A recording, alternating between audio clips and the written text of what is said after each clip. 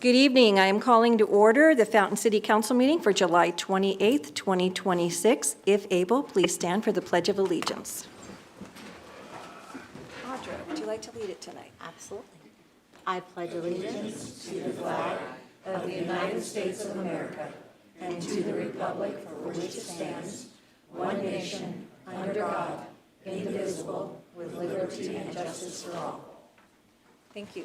Madam Clerk, roll call, please. Mayor Thompson, Here. Mayor Pro Tem Estes, here. Councilmember Vierhoff, Here. Councilmember Geek, Here. Councilmember Rick, Here. Councilmember Hersberg, Here. Councilmember Ruffinock. Here. 6 members present. Councilmember Hersberg is joining virtually. All right, thank you very much. That takes us on to item 4, public to be heard. Citizens may address the council on items that are not on the agenda. Council may not be able to provide an immediate answer, but will direct staff to follow up. Out of respect for the council and others in attendance, please limit your comments to 5 minutes or less. And we do take the cards in the order they're received. So the first card I received was from Steve Arce. So if you could come down the front, please. Thank you for being here tonight. Thank you. Mayor Thompson, Council. Last month, you were gracious enough to accept and proclaim June 11th as Pride Day, recognizing the LGBT contribution to both Fountain as well as history.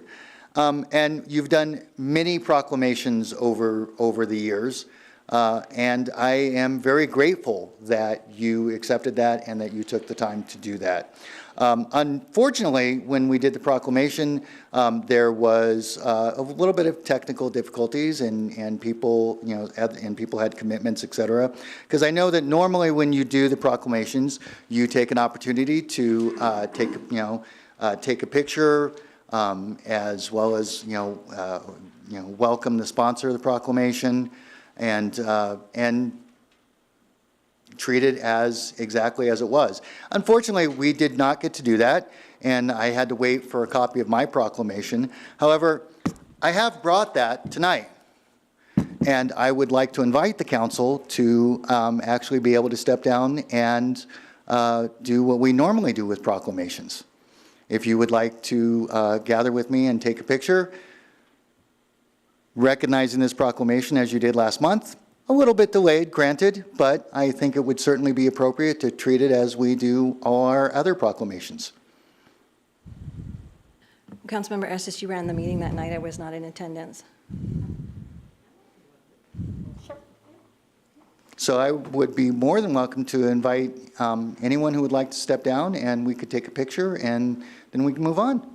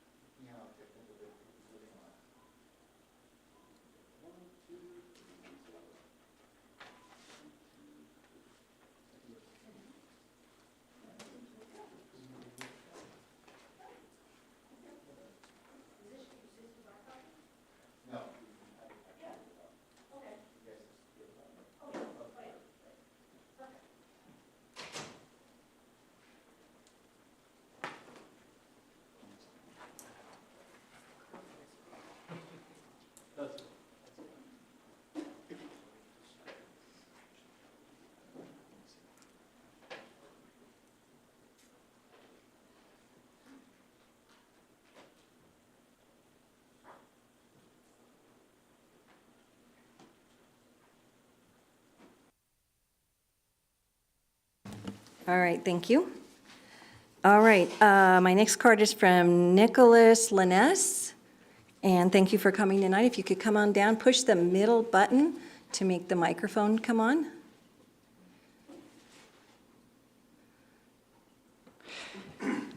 Respectfully is Lines, not Linez. Very common misconception. Thank you.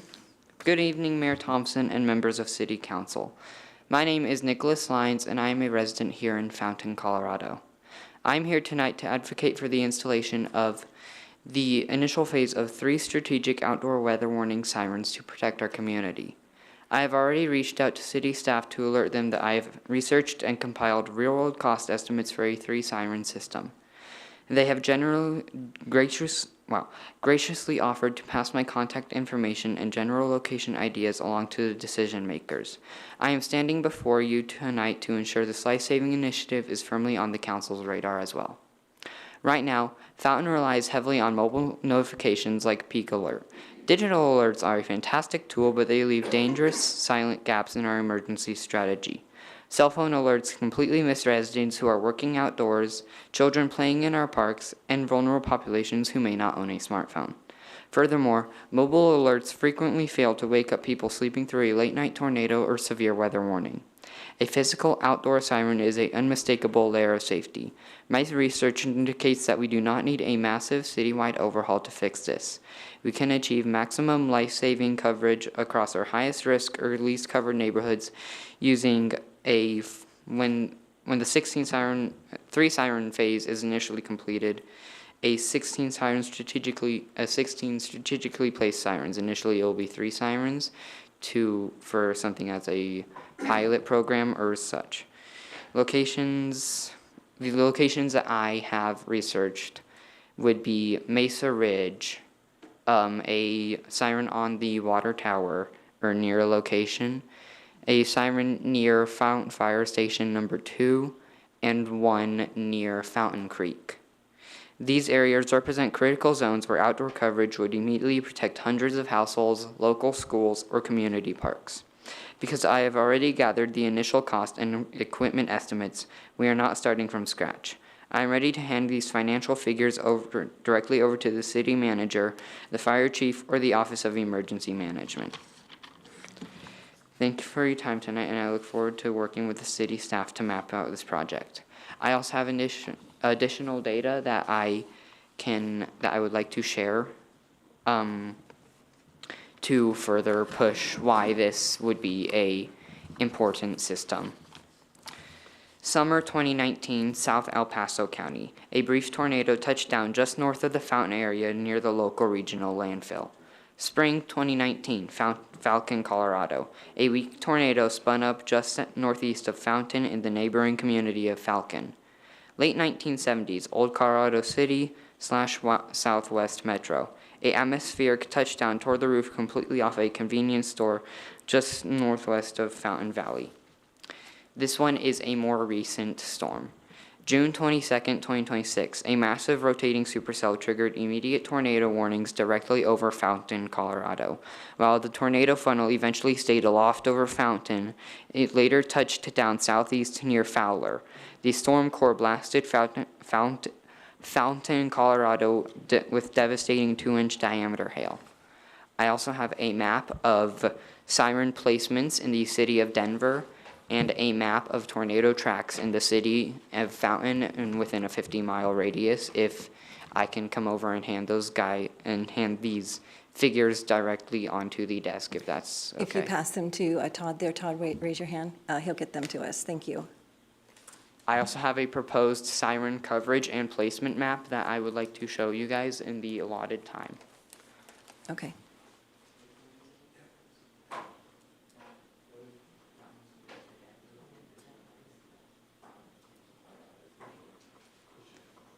right.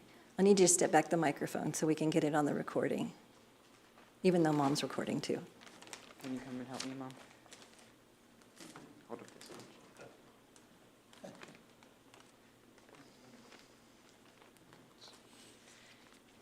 This map shows it's backwards.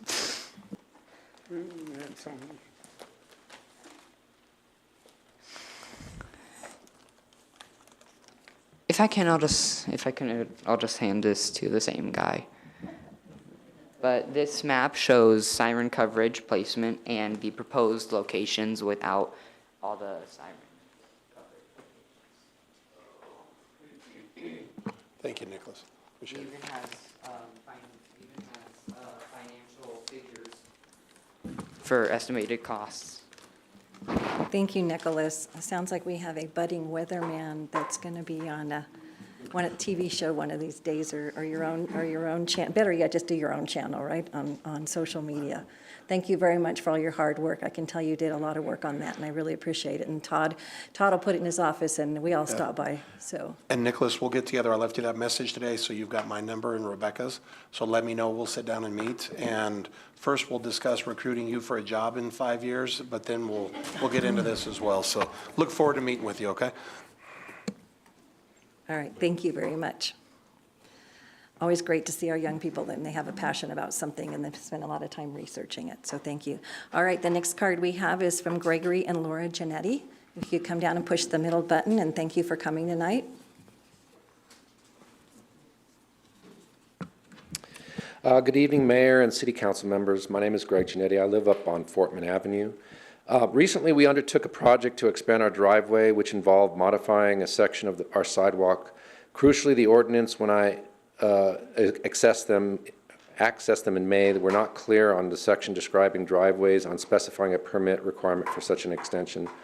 Concurrently, my wife and I sought to address a severely dilapidated section of sidewalk in front of our home. In March, I contacted the city about the 50/50 program sidewalk repair and submitted an email request as instructed, but never received a response.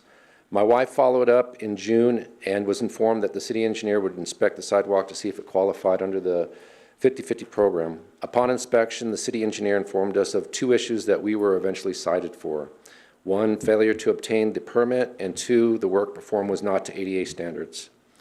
We were subsequently informed that we would need to demolish not only the new section, but the entire driveway apron and reconstruct it to meet ADA standards. We paid for the permit and also requested a meeting with Todd Evans, the city engineer, council members Marcia Geek and Sean Verhoff to discuss the matter, but instead only Mr. Evans, the city engineer, and unknown to us why, the city attorney attended. During this meeting, we discussed all the inconsistent issues with all the driveways in our neighborhood at length. Mr. Evans so kindly offered to have an ADA consultant provide guidance on how to address the issue. Throughout the process, the city repeatedly referenced our neighbor's improved driveway as an example of correct ADA compliant work. However, after meeting with the ADA consultant, it was unequivocally pointed out that our neighbor's driveway does not comply with ADA standards. Also, the consultant observed that the city has allowed numerous variations of driveway designs, many of which are not ADA compliant, creating a hodgepodge of inconsistent standards across our neighborhood. The consultant also noted that our neighborhood's 8-inch high curb rather than the standard 6-inch significantly complicates achieving ADA compliance for driveway aprons. Furthermore, our neighbor's example driveway creates a significant water flow issue, which diverts water into the street outside of the gutter, which appears to violate the city's ordinances against altering the natural flow of water. For me personally, this situation is particularly concerning. As an individual diagnosed with facioscapulomuscular dystrophy, the proposed ADA compliant design, as exemplified by my neighbor, creates a tripping hazard for me, my grandchildren, and any other mobilely impaired individuals visiting my property. The ADA consultant brought the issue to the state governing board for clarification, who provided guidance relevant to our situation. And I'll quote something directly from what the response was. Entities are responsible for compliance with applicable technical requirements to the maximum extent feasible, where existing physical constraints make compliance with those requirements technically infeasible. For example, it's not necessary to redesign driveways such that cars are bottoming out, design compliant to the maximum extent feasible so cars can still use the driveway. This guidance is crucial as requiring a design that comprises clear vehicle clearance, and it would be problematic for our vehicles. It has become apparent that the enforcement of the ADA standards has been inconsistent at best. We have observed multiple residences on our street that have replaced their driveways without being cited for noncompliance. Moreover, both the county and the city have completed projects where ADA standards were not enforced on adjacent residential properties. This includes a city-installed speed hump, which included the associated repair of an adjacent driveway by the hired city contractor, as well as a driving circle project completed by the city and county in which the replaced driveway was not brought to ADA standards. Given these circumstances, it appears that my family is being made an example of, while the past ongoing violations by residents and even the city and county's own projects have been overlooked. We are now faced with a significant financial burden and demolishing and reconstructing of our entire driveway apron. Therefore, I respectfully petition the City Council for the following considerations. 1, either forego the requirement to redo the work. 2, assist us through the 50/50 program. We request the city work with us utilizing the 50/50 program in conjunction with the ADA consultant to ensure any necessary work is performed correctly and establishes a clear, consistent standard for all residences, avoiding the current hodgepodge designs.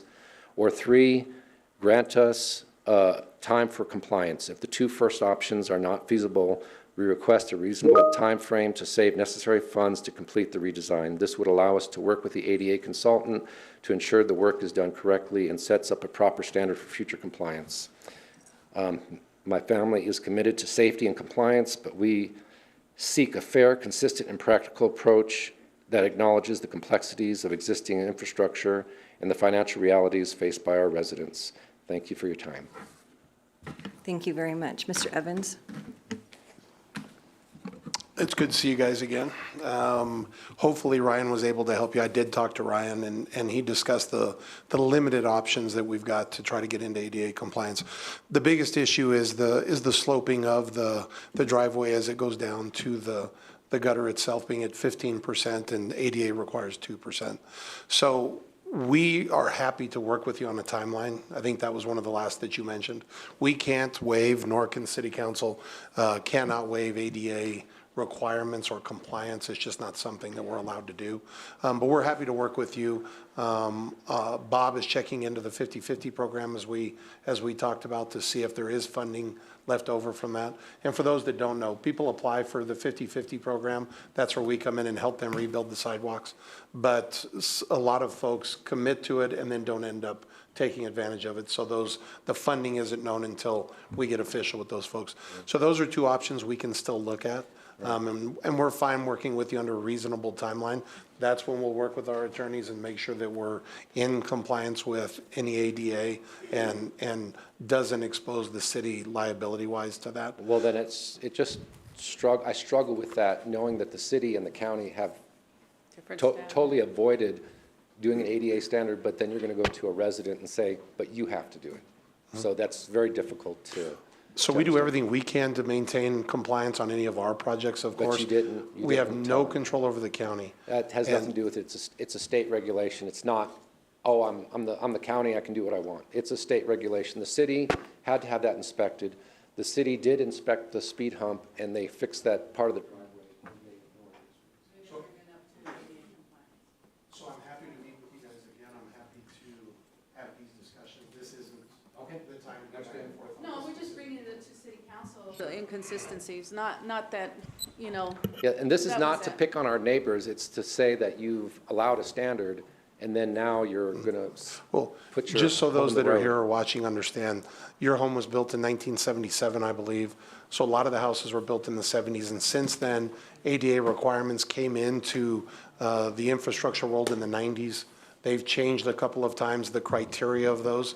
So those older ones that you show and that we've discussed could have been in ADA compliance back when they were done. And again, like we talked about at our meeting, if folks have done projects that we weren't aware of or that they didn't permit, I can tell you that I'm not motivated to go out and start citing every home in your neighborhood for something that we're not aware of. We have a legal requirement. Once we're aware of something, we have to take legal steps. But I'm not interested in going out and being No, the but I'm ADA I'm interested in the police in your city neighborhood. addressing the items at least that they have been part of. Mm-hmm. And that has a responsibility to the city. and that was before the 90s. And that was, in that was 2018, the 2016. last 5 to 10 years. So, and Mm-hmm. And if we- the Turner Circle was just 4 years ago, so. Sure. If there is issues out there with ADA, we've got our city inspector here, Carl. Carl, go out and look at those. And if we do may need to make changes to our infrastructure, we will do that. And I'm happy to help you with the final couple of responses that you've got, but the city council nor us has the ability to waive ADA requirements. Okay. Thank you. No, I don't think we're asking to waive, I just make you guys aware that a Yes, lot of the okay. city's Thank you. infrastructure is not being addressed, and then, and we weren't trying to do anything nefarious, I had called on myself. I called the day that the Okay. concrete guy, so. All right. And then when we Thank you. recited, All right, well, Mr. Evans will continue working with you, so, Okay. yeah, All thank you. right, so I guess, I don't know, we get a double standard here, but I appreciate your guys' time, and hopefully you guys can continue to see the infrastructure that is lacking, and the standard is, there is none. Thank you. Thank you. All right, next card I have is from Colt Simmons. Mr. Simmons? If you could come on down and push the center button, please.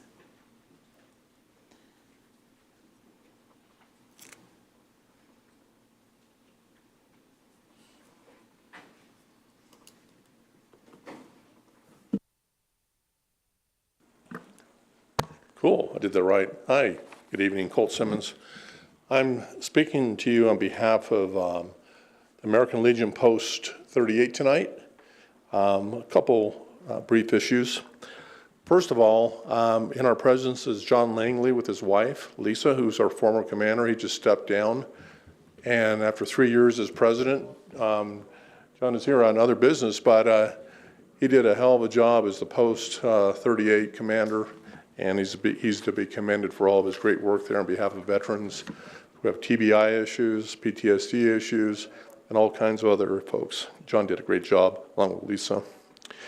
Secondly, on the veterans front, y'all might be aware that tomorrow there's a job fair over at Mount Carmel Center of Excellence from about 10 to 10:30 until 2 in the afternoon. The American Legion Post 38 is going to be supporting veterans out of the different bases here in the area, particularly Fort Carson and Peterson and Schriever. And nice job here tomorrow, so we're trying to do what we can for veterans there. Number 3, briefly, across from American Legion Post 38 on Southmore Drive is a sliver of land that has been discussed here before. I'm just coming here to open up the discussion about maybe transforming that land and working here with council, having a discussion on how we can use that sliver of land across Southmore Drive. By the way, thank you to the city and the state and the feds who have fixed that road and the river. It's beautiful, it's wonderful. It's a terrific job there. And it's just a beautiful piece of work. So there's some land there. Some of the folks here have been there before. And what we want to do is open a discussion about how we can best use that land for veterans and civilians and citizens' use. What we're looking at is a collaborative effort between the city of Fountain, the Boy Scout troops, the local Boy Scout troop that comes to the post, and Post 38, about how to use that land. We've talked about some city benches there, maybe a picnic table, and a couple of things where people could enjoy the view across from American Legion Post 38. That's really it, just to open up the discussion. I understand that this issue's been brought before the council. We just wanted to invigorate the discussion and let people know that we do have interest from Post 38 to look at how best use that land. It's a natural piece of setting right now. There's some rocks in front of it, some trees. It needs a little bit of cleanup. Of course, we don't want any erosion there. We want to work with the city, make sure that it's well used, maybe some planning on how to best use that for I don't know if park is the right word, but some benches and maybe a picnic table, and just kind of provide veterans and the citizens of the area a place to enjoy the river and the view. That's about all I have. Any comments or questions? Thank you very much. Mr. Evans, do you have any idea who owns that piece of property? I do not. Okay. I've been informed that it's working with the city councilman Verhoff, that it's likely the city. City may have title to that. That's something Todd would have to check on before we could have any Right. further discussion to make sure. Right-of-way right next to the road, but anything that extends outside of that right-of-way, I don't know. it's something we can work on. And we're happy to work, and thank you. Right. Thank And you. again, I just want to say, in my remaining couple seconds here, thanks to this council and its support for veterans. The veterans are, you know, in Fort Carson and Shraver and Peterson, and I'm a retired veteran. Your support is wonderful, and we appreciate it. And again, thanks to John and his work over the last 3 years at American Legion Post 38. All right. Have a good evening. Thank you very much. Thank you. Thank you. All right, the last card I have is from Fran Carrick. If you could come down.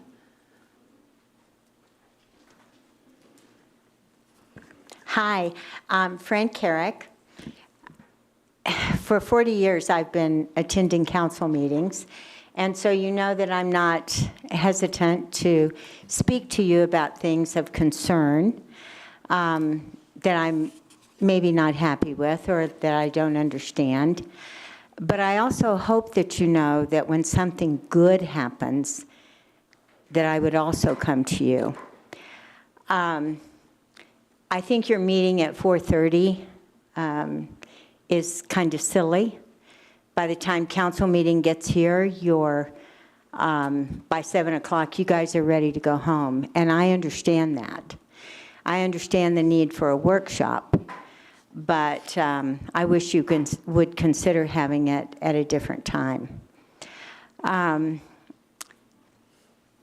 What I'm primarily here to discuss tonight is the opportunity that I had to ride with the Fountain Police Department on July the 4th. Some of you thought I was going to be really surprised at what I saw. Everything was as I suspected it would be. It was a busy night.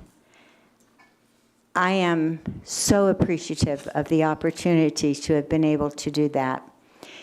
Those patrol officers were on top of it. They were courteous. The fellow I rode with was, I think he said he had been here 3.5 years. He was well informed, but what got me the most, what I appreciated the most, was the loyalty that this officer had, not just for Mark, but for the city of Fountain.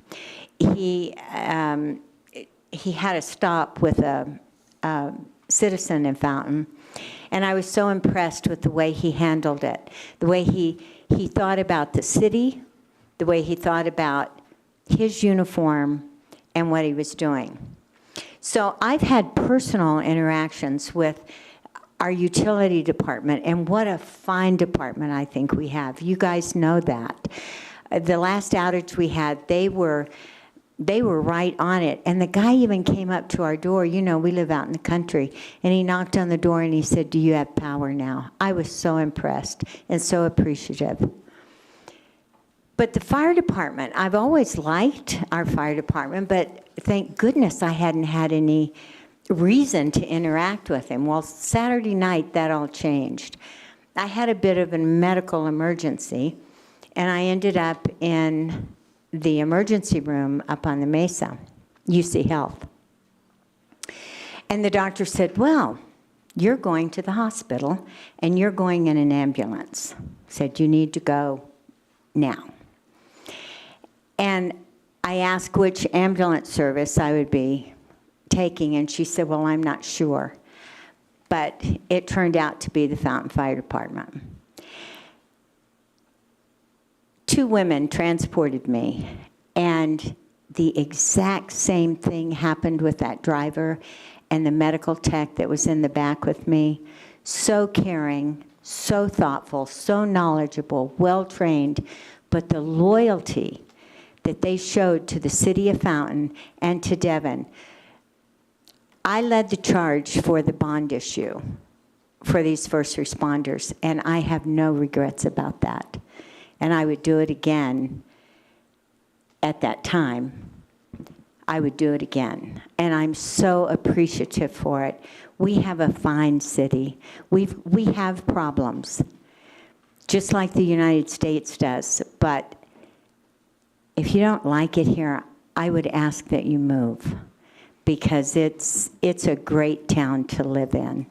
And I just felt really heard and cared for that night. And I just wanted you guys to know it. I want the chief to know it. I want Devin to know it. And city utilities, you guys are top drawer.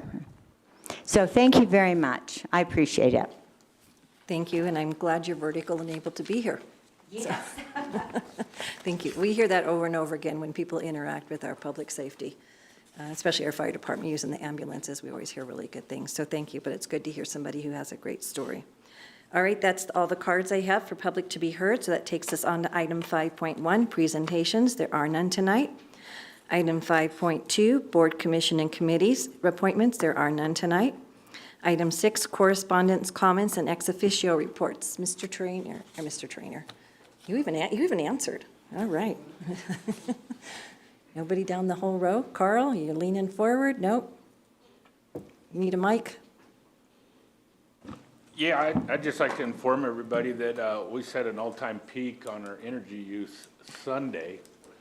I felt we were on our way to beat that peak Sunday yesterday, but the cloud cover got us, so, but we hit 69.6 megawatts, the most ever. All right. Okay, well, hopefully the heat is on its way out for a few days. Yeah. Chief?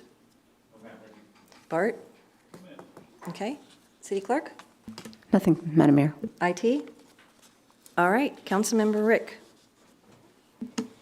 Thank you, Madam Mayor. A couple subjects. First, mill and overlay and chip seal has been completed in Fountain. Appreciate all the residents' patience with all the blockages and traffic diversions, and appreciate the staff for getting that done. Council, I talked at a previous meeting about us going out and taking pictures and putting in work orders on 85, 87. Since that time, CDOT has come out and done a mill and overlay on 85, 87. We do not know the extent yet of that, so I would ask that we put that on hold. Todd is working to try and get a plan to say what they're going to do, and then we'll hit those areas.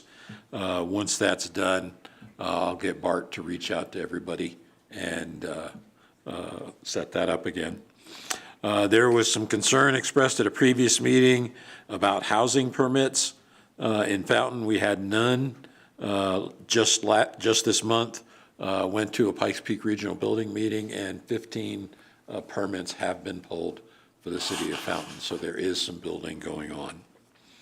And finally, the Area Agency on Aging is coming to Fountain on September 9th at the Fountain Valley Senior Center from 9 to 11 a.m. to get comments on their 4-year plan.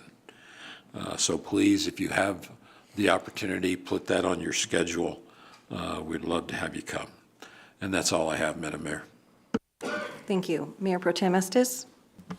I don't have anything this evening. Okay, Councilmember Geek? Just wanted to mention how nice it was to help with Operation Homefront and distributing school supplies to the military families. And the community night in the park was very well organized and very well attended. That was a pretty special event to be part of. And Rebecca did a great job of organizing the ice cream for the employees, and that was well received and lots of people came, so it was nice. Is that That's it? Okay, Councilmember Verhoff. Thank you, Madam Mayor. To caveat off of Councilmember Rick's statement with the chip seal and overlay, I'd really like to thank staff for their quick and expedient time doing the chip seal and mill and overlay. I actually got a couple of comments from a couple of residents bragging about how fast we were able to do those chip seal and overlays because of the fact that they're like, we look at Colorado Springs and they'll set up cones and forget about the project, and we'll be working for 7-8 months later for a simple job like that. And they were like, wow, we got it done in a week. So there was that. And then I attended the American Legion Post 38's monthly meeting, and it was great to see them. They're working very hard to support the veterans in our community, and it was just really awesome to see the projects that they're doing at Post 38 to support Fort Carson and our local veteran population as well. Okay. Councilmember Hertzberg.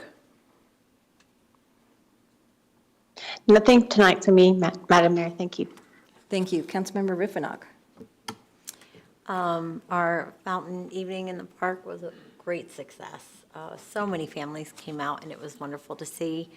The Pikes Peak or Bust Rodeo was last week, and I was pleased to attend, and we raised an immense amount of money for active duty military and for veterans, but the final count is not in yet. So I look forward to seeing how many thousands of dollars were raised. Very good. Thank you. Yeah, the backpack thing, Operation Homefront, Councilmember Geek and I were at, I think they said about 500 kids came through and received backpacks, and they filled them with all sorts of stuff, but good grief, was it hot and no shade. It was bad. They were even going into their own store and grabbing popsicles and waters and bringing them out, which was really nice. Community night out at the park, heard a lot of positive comments about the changes, and I think the change in date really helped the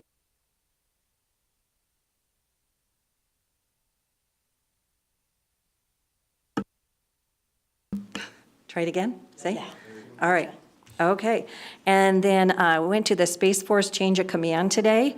If you are going out to Peterson Air Force Base, get off where it tells you to get off. There's a whole new road, and you feel like you're getting off at the wrong place because you're used to turning where the DMV is, and it goes above the DMV, and then you go on this brand-new road, and you keep going, and eventually you get there. And it's just amazing what's going on out there. So and hang in there. It is the right road. And, but there's a ton of construction going on. And then I got lost on the base, what else is new? And came out a different exit, and there was even more construction at the north gate too. And I was like, man, we are getting it done fast here. They need to take lessons from Todd over there. So, yep, they're really working on it. So, Flash Vote, if you're on Facebook, the city has signed up for a new service called Flash Vote, and you can sign up for it there. Really exciting. I learned about it, I don't know, maybe a year ago now, and we've really checked it out, and it's going to be your way to give your opinion quickly. So sign up for it and make up a new username so nobody knows who you are, huh? So, all righty, and that's it. So that will take us on to the consent agenda. All items listed on the consent agenda are considered routine and will be approved with one motion. There will be no separate discussion on these items unless a council member or citizen so requests, in which case the item may be removed from the consent agenda and considered separately at the discretion of council. The only thing we have on the consent agenda is the approval of the July 14th city council meetings. What would council like to do with this? Don't everybody push a button at once. Okay, Councilmember Geek. I make a motion to approve the minutes. Okay, we have a motion. Councilmember Rick? Second the motion. Okay, we have a motion and a second. Is there any further deliberation? Seeing none, please vote.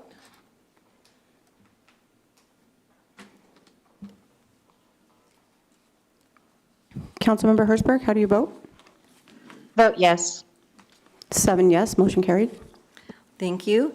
That takes us on to item 8, old business. Item 8A, second reading of ordinance 1822, an ordinance amending Title 17 zoning, section 17.04.120, C.6, dimensional requirements of the Fountain Municipal Code, attached here too as Exhibit A. Mr. Broadhead. Good evening, Mayor and Council. This is the exact same ordinance as we had before. There has been no changes, and I'd be happy to take any questions. Does council have any questions? Okay, does anyone in the audience have any questions? Okay, I'll bring it back up here. Seeing no questions, what would council like to do with old business item 8A? Councilmember I'm sorry. I thought Councilmember Bierhoff had questions. I just wanted to more or less let. I thought I was making a motion. Make it more clear about the changes to that ordinance before we go ahead and change it, just to reiterate the new changes to the ordinance. Well, there are no new changes. There are no changes from last meeting to this meeting. Right? Is that correct, Wade? Correct. Okay. So If you'd like to just go over the changes in the If ordinance, we that's could- fine, but, that's what okay, I I want to meant. make sure we're stating it correctly. That that's what I meant, Madam Mayor. All right, okay. If we could go over the changes to the ordinance. So the first one is just to reduce the side yard setbacks in regional commercial zone districts so they could be up to 0, because modern retail developers across the nation like to have stores that abut each other, kind of like the King Soopers that just went in. And Wait, so, I'm going to bet people are having trouble online. Could you bring the mic up to you a little bit closer? okay, there we go. Yes, so this change is just one, kind of one small change. It's a regional commercial zone district, which is almost exclusively located next to I-25 or Mesa Ridge Parkway. Just the side yard setbacks can be as small as 0, and that allows developers and people building kind of traditional retail development to go building to building, side to side. We check with the fire department, the building department, those buildings need to be fire rated.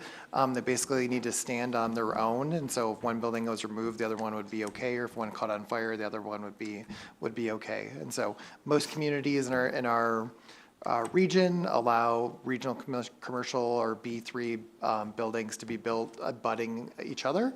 And it's just in the regional commercial district. It's not in any other districts. And so that's it.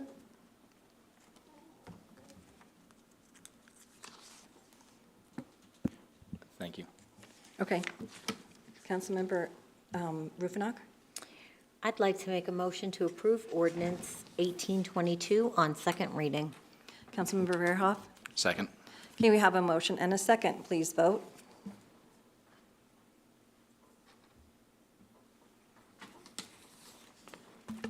Councilmember Hertzberg, how do you vote? Yes. 7 yes, motion carried. Okay, that takes us on to item 8B, second reading of ordinance 1823, an ordinance amending Title 17 zoning, Section 17.04.150B.3, conditional uses, and removing the definition of trucking terminal in Section 17.31.010- meanings defined of the Fountain Municipal Code attached hereto as Exhibit A. Mr. Broadhead.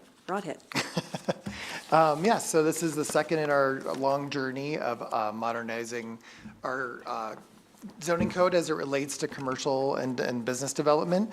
This one is rather simple as well. So this would be removing, right now, trucking terminal is a conditional use in the industrial zone district. And there's a definition for trucking terminal, but it doesn't even spell out how many terminals it is. A trucking terminal is kind of part and parcel of all types of developments in industrial. We only have one industrial zone district in Fountain, so we don't have a light, medium, and a heavy like most cities. And so this is just to remove that. So a conditional use permit would have to go to Planning Commission and then City Council, and it really doesn't gain the public anything.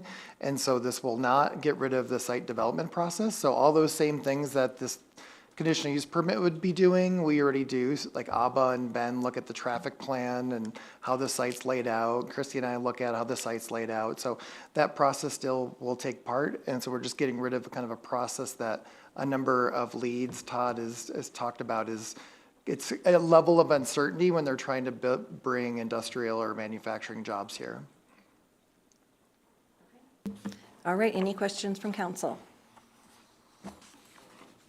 Okay, any questions from anyone in the audience? Okay, seeing none, I'll bring it back up here. What would council like to do with this? Councilmember Verhoff. I move second reading of ordinance 18-23. Okay, we have a motion. Councilmember Estes. Second. Here we have a motion and a second. Please vote.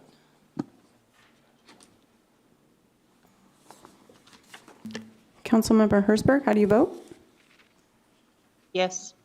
7 yes, motion carried. All right, item 9A, consideration of the item removed from consent agenda. There were none. Item 9B, Resolution 26-036, a resolution to approve the electric 5-year integrated resource plan as required by the Western Area Power Authority. Mr. Christian. Yes, Madam Mayor, I'd like to ask for Randy to present this because he's done all the work on it and very, very knowledgeable. So Randy Burrows. Good evening, Mayor and Council.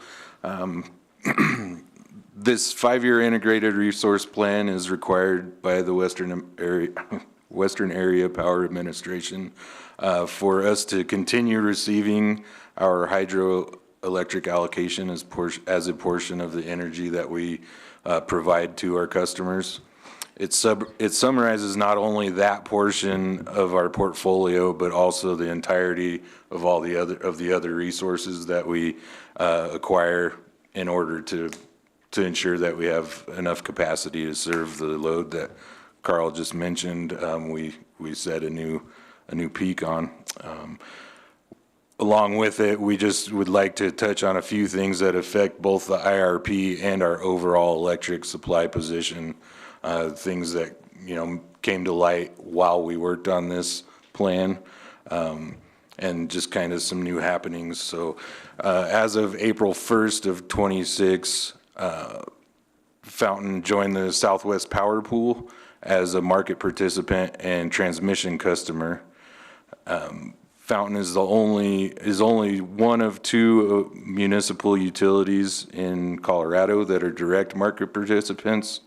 The others are either covered under their respective joint action agencies or their wholesale power providers. SPP acts as the balancing authority and reliability coordinator. What that means is they analyze the demand across the entire region, and then dispatch the resources as it's needed. They actually do this on a near real-time basis. So ultimately, in joining SPP, we increased our reliability at that point because they're helping the entire region ensure that no one goes out of power. While we're only 3 months into the SPP membership, we have seen mixed financial results. Overall transmission costs have been decreased compared to when CSU was handling those transmission services. However, we have actually seen an increase with our Pueblo Hydro service because that service is actually wheeled across a provider who is not a member of SPP. So that's raised some concerns, and we plan to, address that further with you guys in the near future. And also, as part of this plan, it was noted in 2028, Guzman Energy will replace XL Piesco as our supplemental power provider. And we just wanted to mention that leading up to that transition, it will be necessary to reallocate and rebalance our energy and delivery charges within our rates to align with the new wholesale price that Guzman's going to be providing that energy for us at. And that has actually already been included in our 2027, 2028 budget that you guys will be seeing, as well as we plan on including it in our electric and water fund status report to you all in the coming months. Again, Carl mentioned that we hit a new historic peak, which we actually beat our previous by 4.5 megawatts. And just wanted to note that highlights the necessity and value of the work that we go through to go through these planning processes in order to ensure that we keep our ratepayers in power, or with power. And with that, that's all I have to say. If you guys have any questions, I'm happy to answer. Thank you. All right, thank you. Anybody have any questions? Any questions from anybody in the audience? Okay, we'll bring it back up here. What would council like to do with Resolution 26-036? Councilmember Geek? I move to approve Resolution 26-036. Councilmember Estes? Second. Okay, we have a motion and a second. Is there any further deliberation? Seeing none, please vote.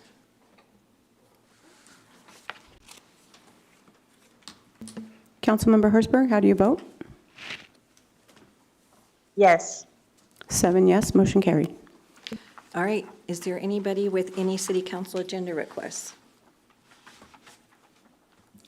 Councilmember Verhoff? I think it'd be a good idea to at least have a discussion on the sidewalk issue that the Gennatis brought up earlier with the public to be heard. I don't necessarily think we need to have, to make a formal decision on it, but I think that at least having a discussion on how to improve that, in that particular area of the town, there's over 150 driveways that have been improved from the city, from the county, and different residents in the last 40 years that are questionable whether it's ADA standards, and if we're going to do, if we're going to hold the Genetics to the standard, I think we should have. Just turn it off and turn it on again. If we're going to hold the Genetics to a particular standard, I think it would be a good idea to at least discuss it and have a policy recommendation to staff on how we go about it, where we can talk with the city attorney and city manager about it.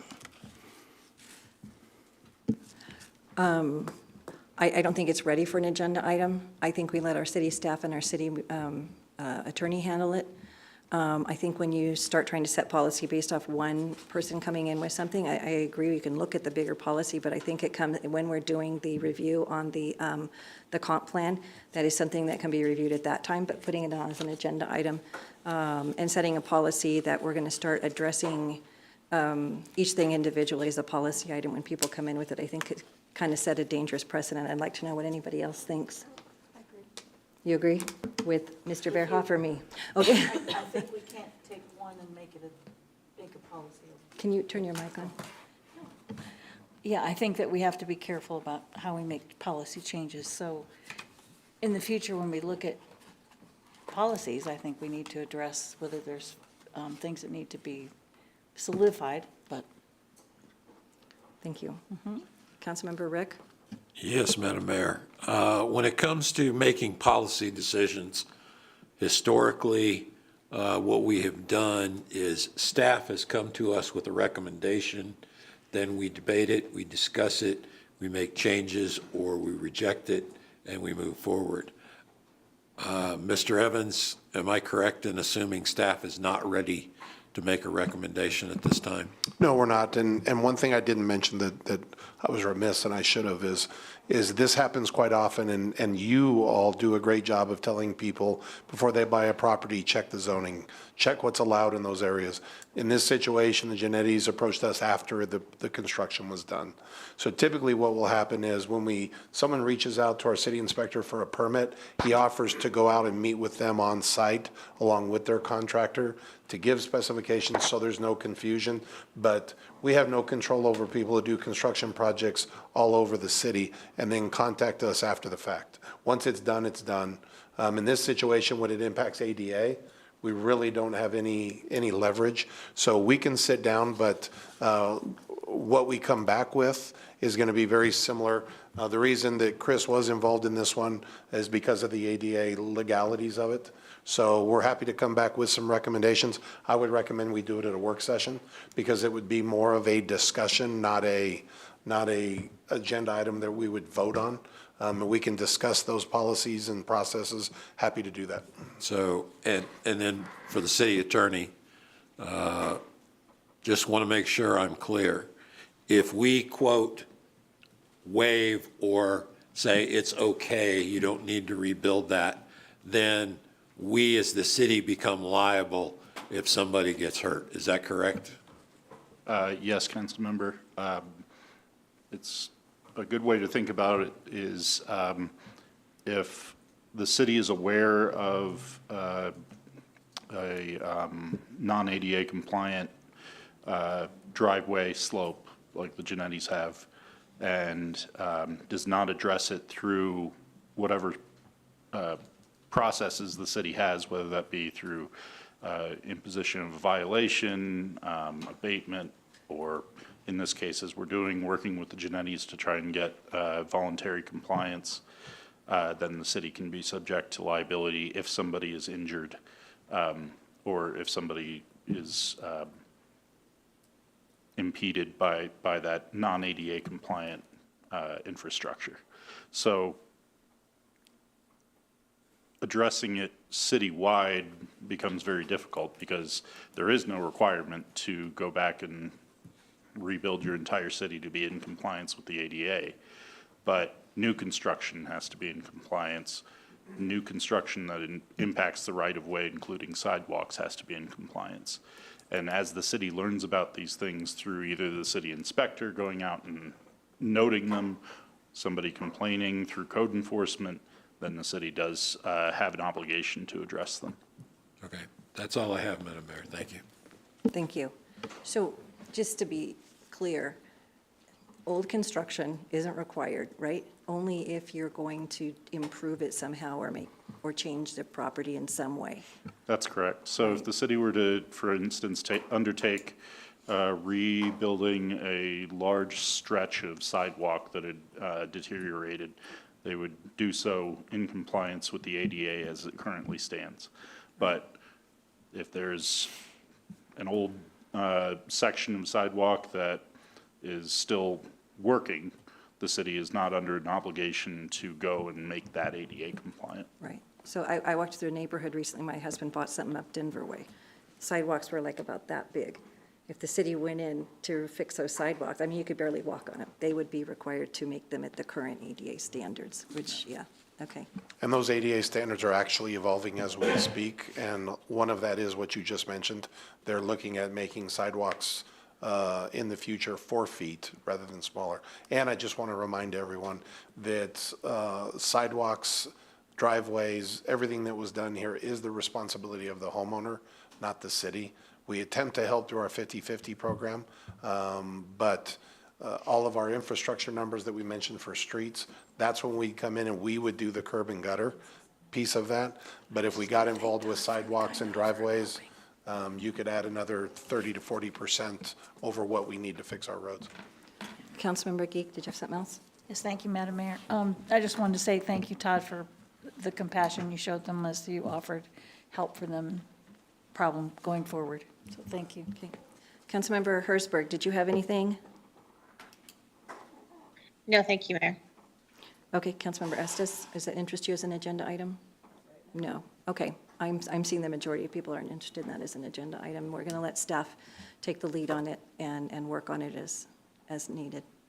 Did you have something else?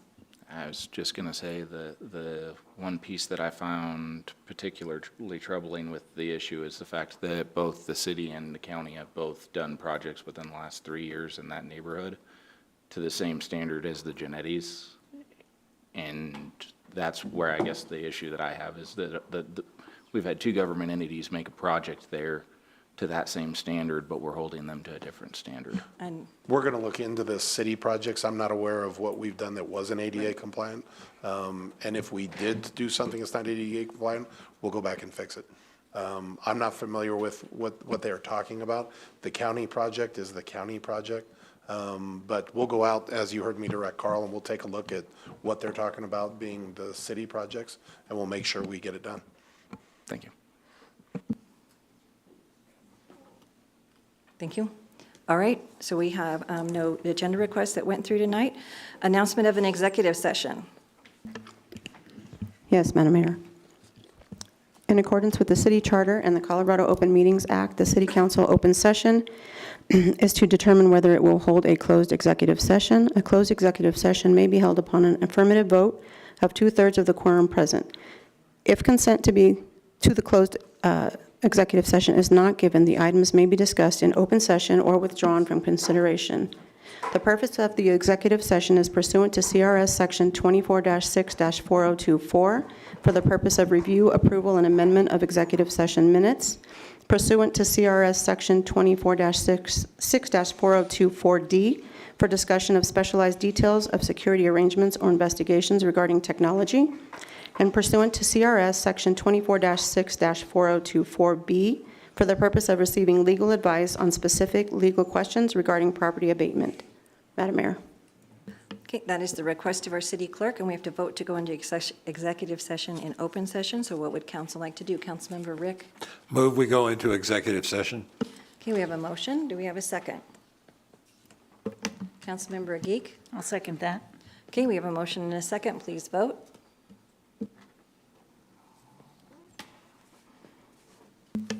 Councilmember Hertzberg, how do you vote? Yes. I have 7 yes, motion carried. All right, this meeting is adjourned. Thank you, everyone, for coming tonight. Thank you, Councilmember Hertzberg, and we'll see you later. We made it.